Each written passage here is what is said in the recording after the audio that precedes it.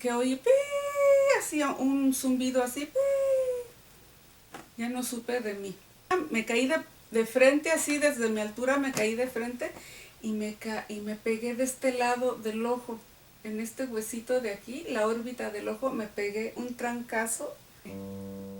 Y pues mucha gente llegó así a mi alrededor y empezaron a decir, háganse a un lado, háganse a un lado. Y empezó a echarme aire así con sus documentos, ¿verdad? Me empezaron a echar aire. Entonces ya de lo que yo me acuerdo es que yo veía mucha gente así amontonada, mucha gente. Y yo quería ver qué estaba pasando, pero no me dejaban ver. Y yo los quitaba y no me dejaban ver qué estaba pasando. Y yo quería ver, yo estaba allí, tenía curiosidad. Y de repente ya así como que pude asomarme y me vi a mí misma. Me vi a mí misma cómo había caído, cómo estaba mi cabello, vi mi ropa, vi mi cuerpo. Y yo vi eso. Y yo dije, no dije nada, dije ya me voy para mi casa. ¿Se acuerdan que yo tenía muchas ganas de morirme, verdad? ¿Ustedes se acuerdan de eso? No me importó verme ahí, sí me reconocí, vi mis facciones, mi cabello, mi ropa, mi cara, y sabía que yo era esa, pero no quise regresar allí. Me di la vuelta y como si fuera un ser humano, caminé hacia la puerta de salida porque yo ya me iba para mi casa. A la hora de que salgo, vi el sol, pero muy de cerca, vi el sol que me deslumbraba así, me deslumbraba el sol así. Fue tan fuerte que me dolieron los ojos, me dolió la cabeza y de repente, ¡ay, me duele! Desperté en la banca donde me habían acostado, así desperté y estaba una enfermera, así como sentada como sobre mí en la banca así, poniéndome alcohol en la nariz. Yo la quitaba porque yo veía así como estrellitas, como nublado, yo no veía oscuro, yo no veía bien, no me acordaba quién era yo, no me acordaba qué estaba haciendo allí, perdí la memoria. Sí es cierto de que cuando te pegas en la cabeza bien fuerte pierdes la memoria, yo no me acordaba. Yo no sabía quién era yo, qué estaba haciendo allí. Lo único que yo sentía era que me dolía la cabeza, que no podía ver bien y que no me dejaban respirar porque me estaban poniendo alcohol en la nariz. Y yo aventaba a la enfermera. Entonces ya me acuerdo que llegó un médico y me empezó a lamparear así los ojos, a revisarme así. Y ahí me tuvieron acostada un rato, echándome aire. Y entonces me empezaron a hacer preguntas. ¿Cómo te llamas? Y yo no sabía cómo me llamaba. ¿En dónde vives? Yo no sabía nada. Y me empezaron a abrir mi bolsa y a ver si encontraban algo. Y pues no llevaba yo nada, sin nada que dijera quién era yo. Y yo no sabía dónde estaba. Estaba bien desorientada. Y entonces el doctor así, la enfermera ya cuando me levantaron y me llevaron a una cama en la oficina del doctor, yo creo donde auscultan a la gente. Y ahí me tuvieron acostada. Luego alguien llegó y me llevó jugo de naranja y una paleta para que yo me la chupara. Y allí estuve un rato y el doctor me veía cada ratito los ojos. Así hasta que ya empecé a ver bien y me volvieron a preguntar, ¿cómo te llamas? ¿Dónde vives? Y no me acordaba. Y entonces yo empecé a preguntar, ¿qué estoy haciendo aquí? ¿Qué está aquí? Hasta que alguien dijo, a ella le sacamos sangre. Ah, entonces me acordé, vi que el algodón y eso que me habían sacado. Y me empecé a acordar quién era yo porque estaba ahí. Pero estuve como 2 horas, estuve mucho tiempo inconsciente. Decían que estuve mucho inconsciente y que estaban bien espantados. Y luego el doctor, bueno, no estoy segura si me sacaron una radiografía allí o fue después, ya no me acuerdo. Pero fíjense qué inconsciencia, ¿verdad? Me dijeron, ¿con quién vives? Y yo con mis abuelitos. Mis abuelitos están allí conmigo y me dijeron, bueno, pues ya, vete para tu casa. ¿Ustedes creen? Así, con el dolor de cabeza, después de haber perdido la memoria y la conciencia, vete para tu casa, háganme favor, a una chamaquita de 16 años. Regresé para mi casa, pero yo me acordaba que yo me quería ir y que no me pude ir cuando me salí de mí, porque yo me salí de mí, yo me vi. Pues ya regresé a mi casa y me acuerdo que por casualidad estaban mis hermanas, estaban mis hermanos grandes y fue que me vieron el golpe y se me empezó a hacer un golpe grande, grande. Ay, mis divinas, mis divinos. Hagan de cuenta, como los boxeadores, que se me hizo un derrame de sangre aquí adentro del ojo y aquí adentro del otro ojo. Y, y un chichón así bien grande aquí en la cabeza. Se me hizo tan grande el chichón que era sangre, un hematoma así como con sangre adentro, el hueso de aquí, de la órbita. Luego supe que se rompió el hueso. O sea, estuve a punto de morir por, por el golpe en la cabeza, por la descalabradota que me di. Y no me morí porque yo estaba muy joven y no me tocaba todavía. Bueno, al ratito les voy a hablar de eso, ¿verdad? Yo tenía una fisura aquí. Pasaron como 10 años, mis divinas, mis divinos, que yo me tocaba aquí fuertecito y sentía el dolor, o sea, de que se me iba a abrir la cabeza, se me iba a abrir. Les digo, se me puso muy mal el golpe, tan mal el golpe, que mis hermanos creyeron que alguien me había golpeado. No creyeron que ese era, porque parecía un golpe así de... Y yo les decía, no, yo me caí cuando me sacaron sangre, yo me caí. Y entonces una tía grande, una tía política, dijo, no, a esta muchacha le pegaron y no nos quiere decir la verdad. Y que me dicen, a ver, llévanos allí a donde tú dices que te caíste. Me acuerdo que me compraron unos lentes oscuros, así bien grandes, para que pues para que no me viera tan impresionante, y me sacaron a la calle. Como 3 días después, una de mis hermanas me recogió y me llevó para su casa, y allí en su casa me estuvo atendiendo lo del golpe. Y pues las llevé ahí a la clínica esa, y fue en donde salió el doctor y salió la enfermera y se acordaron de mí y sí, ya les dijeron sí, la niña se cayó, se pegó en la cabeza, estuvo mucho tiempo inconsciente. Y es en donde no me acuerdo si el doctor les enseñó unos rayos X de mi cabeza o si mis hermanos le dijeron al doctor que por favor me hiciera unos rayos X, pero sí me hicieron unos rayos X. Y allí es en donde se notaba que tenía yo una fisura aquí en la cabeza, que el doctor dijo que no había nada que hacer por eso, que solito se me iba a quitar, a cerrar con el tiempo, y tenía razón, no había tratamiento para eso. Y luego hablaron con la doctora, esa que me dijo que yo tenía un problema de salud, y la doctora dijo, sí, pero ella no es apta porque tiene ese problema de salud.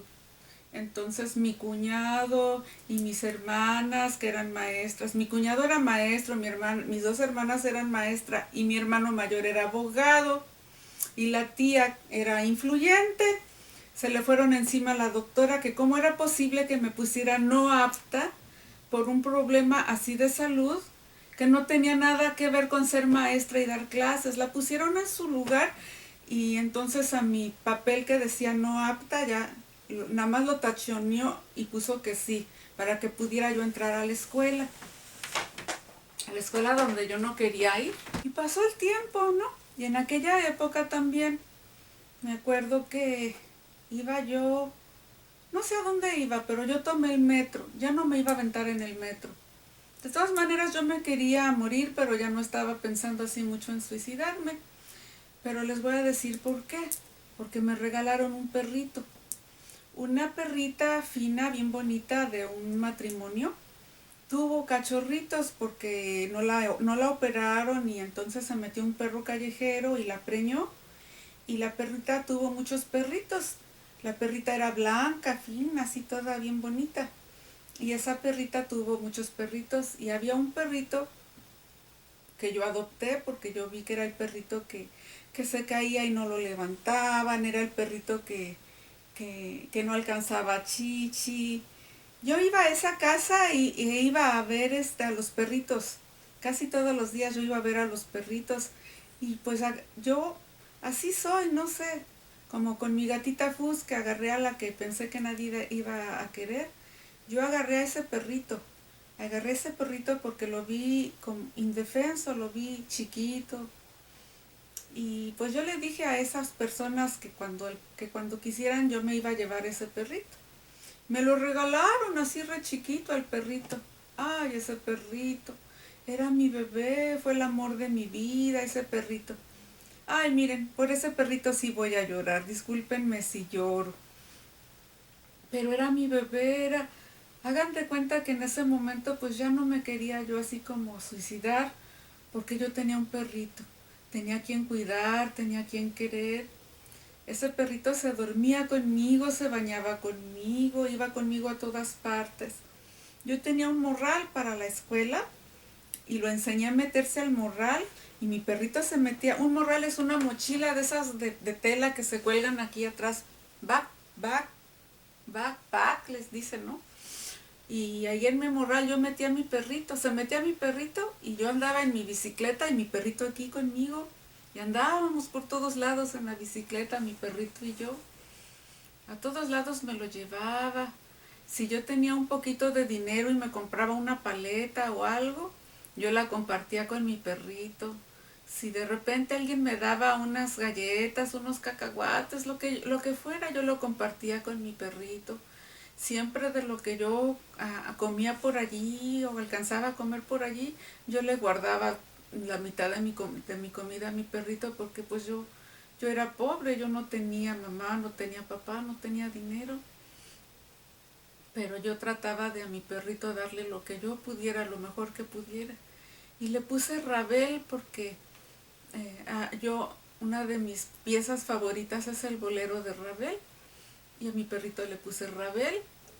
Y cuando se lo enseñé a mi abuelita le dio mucha risa a mi perrito, porque mi perrito era negrito, con la carita cafecita, y era bien peludito, pero de pelitos parados. Lotus se parece mucho a Ravel, por eso quiero mucho a Lotus.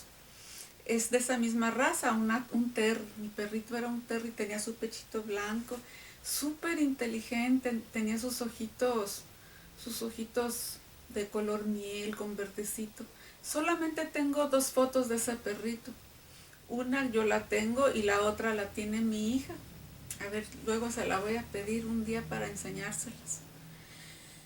Y bueno, ese perrito era el amor de mi vida. Yo no tenía para comprarle una cobija ni nada. Entonces por ahí encontré un suéter viejito, un suéter de mi papá que por ahí quedó y lo agarré para cobijita de mi perrito, porque yo lo cargaba así como si fuera mi bebé.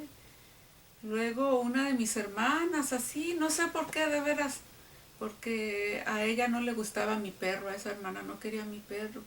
Me regaló un collar para que yo le pusiera. Luego mi otro hermano me dio una correa. No sé cómo fue que me hice de una pechera un collarcito y una cadena para poder pasear a mi perrito.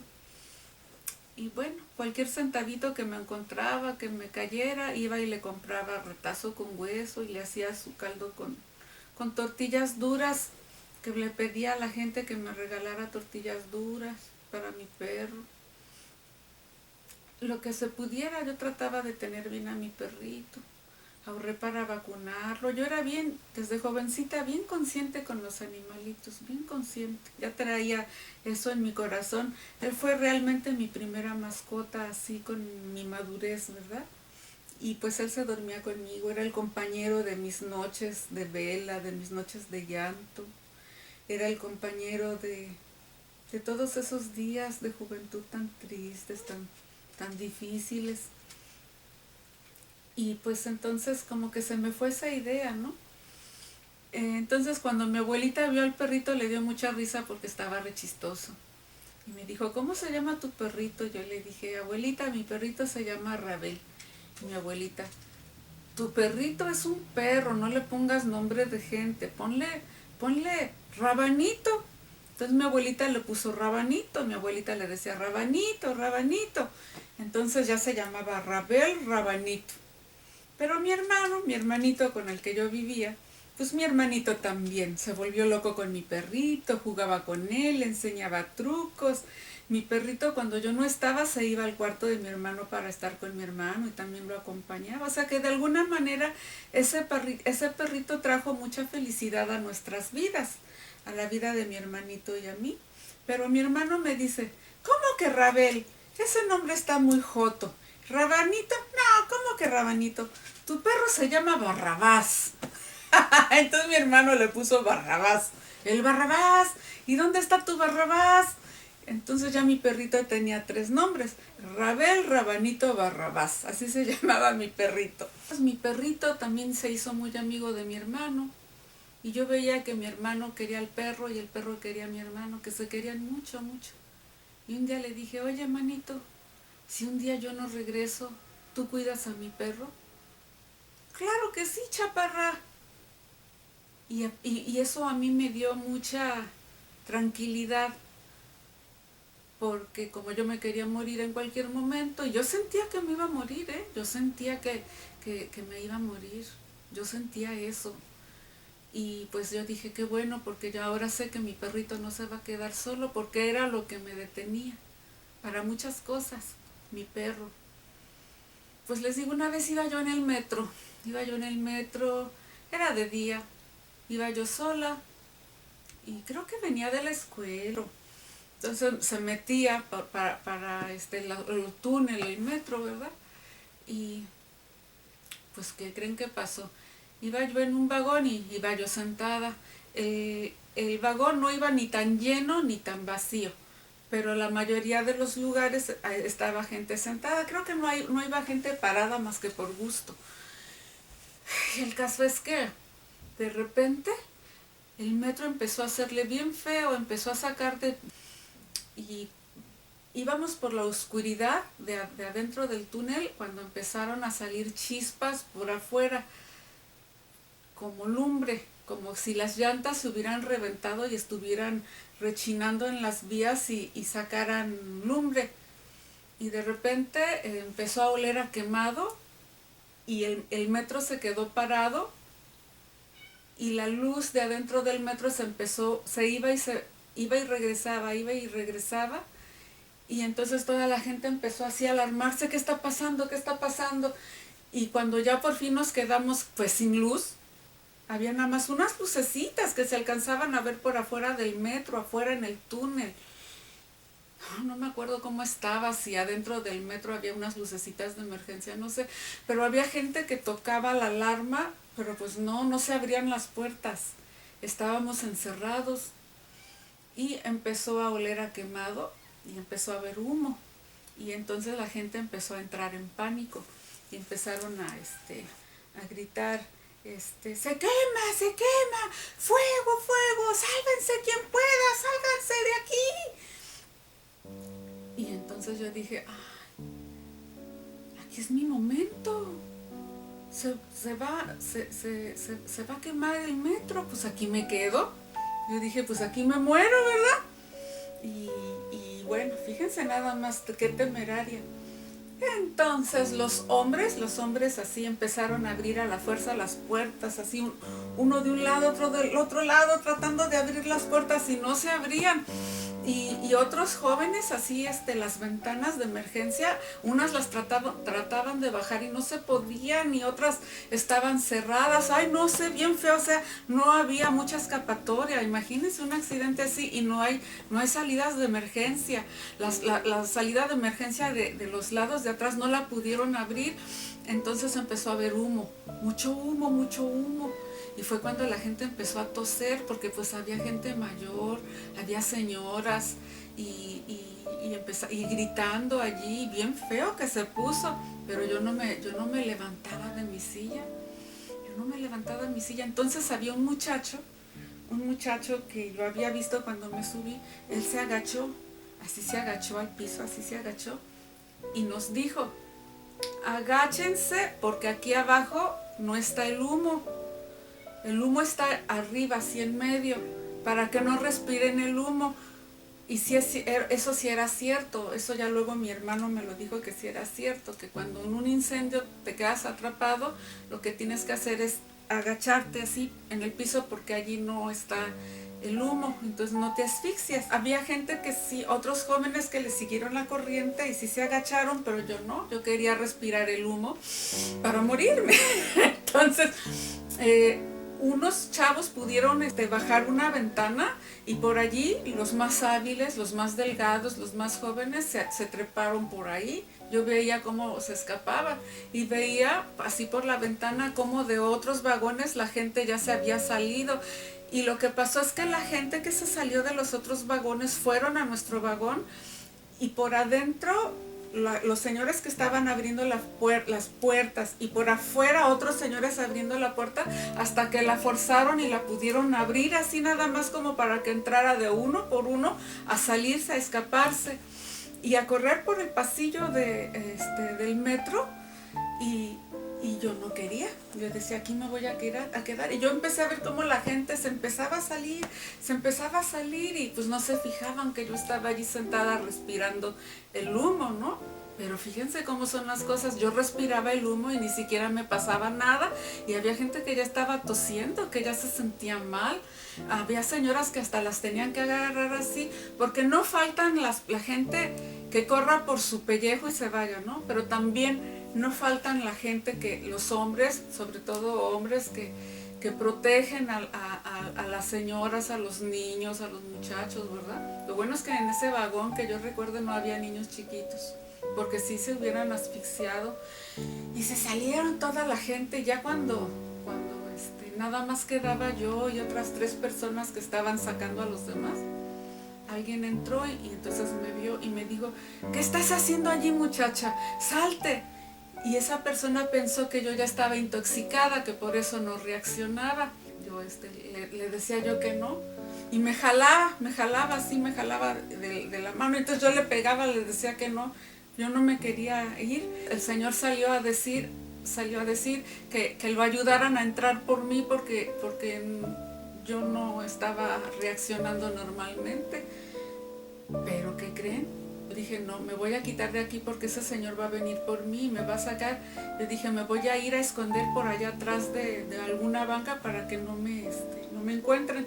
Entonces me levanté así entre la oscuridad y fui tocando los asientos y cuando ya me iba a esconder, que siento que por atrás, que me agarran. Y yo oía una voz femenina que me decía, vámonos, vámonos, vámonos. Yo no me defendí mucho porque si hubiera sido un varón, un hombre el que me agarrara así por atrás, sí me defiendo y le pego, ¿no? Porque como un hombre me va a estar agarrando. Pero yo oí una voz femenina, pero una persona fuertota, grandota y alta, alguien bien grandote, bien fuertote. Y esa persona sí me agarró así, con todo y mochila así, y me dijo, vámonos, vámonos, y me fue empujando, aunque yo me resistí, hasta me dio pena y todo, ya me sacó, ya me salí, así entre la gente y todo, así toda enojada, y la gente así jalándome porque se arrancaba el metro, que entonces nos íbamos a quemar allá afuera, que teníamos que ir a buscar la salida. Había gente que se había echado a correr para la derecha, otros para la izquierda, no sé, un relajo así bien feo. Y yo no supe quién me sacó. Cuando llegué a lo que era el andén, a lo que era la luz, yo no había ninguna mujer así altota, fuertota que me hubiera sacado de allí. Pero allí era como para que la gente se hubiera ahogado. Fíjense que luego supe que en el metro de la Ciudad de México, y a lo mejor en muchos metros, pero en realidad yo escuché que en el de la Ciudad de México pasan muchos accidentes que no reportan a la gente. hay muchos suicidios que no le dicen a la gente por año. Y pues de ese accidente que yo tuve, ni salió en las noticias. Bueno, eso que pasó con el metro, nadie supo, no salió en las noticias, nadie dijo nunca nada. Y bueno, luego ya no me quise morir más adelante por otra situación que pasó, pero que ya me andaba muriendo ahora sí de verdad. Pero eso ya se los voy a platicar en otros videos. Pero ¿cuál es la enseñanza de este video, de esto que les estoy platicando, de cómo me suicido? ¿Cómo me suicido? Decía yo. Fíjense que el enemigo, el diablo, nosotros los cristianos creemos y sabemos que existe un enemigo, un diablo que se llama Satanás, que es un ángel caído, que no nos quiere a los hijos de Dios y que está haciendo todo lo posible por llevarnos para que nos vayamos al infierno, que es un lugar muy feo donde es el crujir de dientes. Las personas que se quitan la vida no pueden entrar a donde está Dios, no pueden entrar al paraíso, si les quieren, al cielo, como ustedes le llamen, pero sí se van a ese lugar horrible en donde ya no está la presencia de Dios. Y yo me iba a quitar la vida y sin saber yo iba a ir a dar a ese lugar. ¿Cómo fue Dios tan grande que me mandó a ese policía que no me dejó aventar al metro, que me mandó a esa señora que me alcanzó a detener de la sudadera para que no me aventara a las vías del tren, que me mandó a ese ángel grandote que me cargó para sacarme del metro, y que de alguna manera, cuando yo me salí de mí misma, cuando me pegué en la cabeza, ese sol que me hizo regresar, todavía no te vayas. El enemigo me quería llevar, pero desde entonces el Señor, aunque yo no lo conociera, el Señor ya me cuidaba. El Señor ya veía por mí en esos momentos tan duros, tan difíciles, cuando yo no lo conocía. Dios estaba conmigo, Dios me amaba, Dios me cuidaba y yo no lo sabía. Y pues yo les voy a decir que hay un Dios grande, todopoderoso, que nos ama, y un diablo muy feo que te dice: estás fea, estás enferma, eres burra, nadie te quiere, todos son bien malos. Esas son las palabras que el enemigo quiere que tú creas, pero no creas, porque esta vida es hermosa, y si estás aquí y no te has ido, es porque Dios tiene un propósito para ti. Si quieren que les siga platicando qué pasó después, no dejen de ver este es su canal, Anécdotas y Relatos con Diva Rubí. Nos vemos en el próximo video. Bye.